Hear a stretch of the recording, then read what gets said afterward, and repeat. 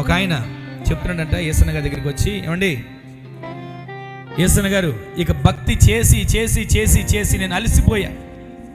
భక్తి చేయడం నా వల్ల కాదు, ఇక మందిరానికి రావడం నా వల్ల కాదు, ప్రార్థన చేయడం నా వల్ల కాదు, అలసిపోయాను, ఇక నేను ప్రార్థనకి రావడం మానేస్తున్నా అని అనంట. సరేనయ్యా మానేస్తాను, ఎందుకు మానేస్తాను?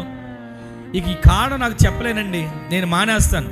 యేసన్న గారు అన్నారంట, సరే మానేస్తే మానేసావు, కానీ మానేసే ముందు ఒకసారి వెళ్ళి ప్రార్థన చేసుకుంటా కానీ ఇక్కడికి వచ్చావా, నాకు చెప్పడానికి వచ్చావా అని అంటే, దేవుడు నాకు ఎన్నో మేలు చేశాడండి, ఎన్నో కార్యాలు నేను అనుభవించాను, అయితే ఇక నాకు ప్రార్థన లేకపోయినా మేలు జరుగుతాయి, భక్తి చేయకపోయినా మేలు జరుగుతాయి, దేవుడు నాతో లేకపోయినా మేలు జరుగుతాయి అనే నమ్మకం నాకు వచ్చింది.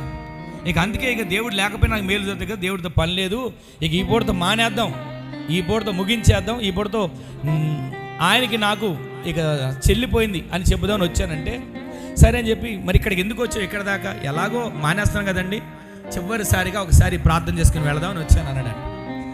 మానేసేటప్పుడు కూడా చివరిసారిగా ప్రార్థన చేస్తాం అనుకున్నాడు. కొంతమంది చూడండి, దేవుని బిడ్డలైన వాళ్ళకి ప్రతి వాళ్ళకి ఒక చక్కటి గుణం ఉంటుంది. ఏ పని చేసినా ఏం చేస్తారు, రోజు ప్రారంభించినప్పుడు ప్రార్థన చేస్తారు, పరీక్షలు రాసినప్పుడు ప్రార్థన చేస్తారు, చదువుకోవడానికి వెళ్ళేటప్పుడు ప్రార్థన చేస్తారు. ఇంకా కొంతమంది ఉంటారండి, సినిమాకి వెళ్ళేటప్పుడు కూడా ప్రార్థన చేసేవాళ్ళు ఉంటారు. తెలుసా మీకు? ఒకప్పుడు నేను ప్రార్థన రాకముందు నాకు చెప్పేవాడు, సినిమాకి వెళ్తా కూడా ప్రార్థన చేసుకుని వెళ్ళేవాళ్ళు. ఎందుకని? వెళ్తున్నప్పుడు సినిమాకి వెళ్ళేప్పుడు జేబులో పరుసు పోకుండా, సినిమాకి వెళ్ళిన తర్వాత టిక్కెట్లు చక్కగా దొరకడానికి, మనకి ఇష్టమైన వాళ్ళ పక్కన సీటు రావడానికి, వీటి కోసం కూడా ప్రార్థన చేసుకుని వెళ్ళొచ్చేవాళ్ళు ఉంటారు. అయితే ప్రతిదానికి ప్రార్థన.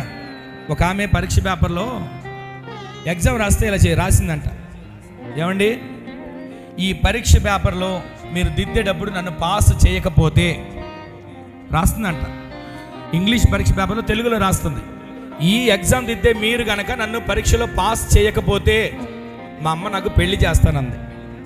పెళ్లి చేసింది. ఆ పెళ్లి చేసేది కూడా ఎవరిని? 24 గంటలు తాగి వచ్చి అతన్ని పెళ్లి చేస్తానంది. పోనీ అతను ఏమన్నా వచ్చి మామూలుగా ఉంటాడా? నన్ను రోజు కొడతాడు, కొడితే నేనేం చేస్తా, రోజు ఆ దెబ్బ పడలేక ఏడుస్తా. మీరు కనుక నన్ను పాస్ చేయకపోతే మా అమ్మ నాకు పెళ్లి చేస్తుంది, ఆ పెళ్లి చేసినప్పుడు వచ్చి రోజు నన్ను కొడతాడు, ఆడు కొడితే నేను ఏడుస్తా, నా ఏడుపు నీకు తగులుద్ది అని రాసింది అంటాడు. ఇదంతా మీకెందుకు, నా ఉసురు నీకు తగలడం, నా ఏడుపు నీకు తగలడం, నన్ను పాస్ చేసే అని రాసిందంట. అంటే ప్రతిదానికి ఒక విన్నపం, ప్రతిదానికి ఒక విజ్ఞాపన. ఈ రోజున ఆయన కూడా ఎలాగ వచ్చి, ఇక నేను మందిరం మానేస్తా,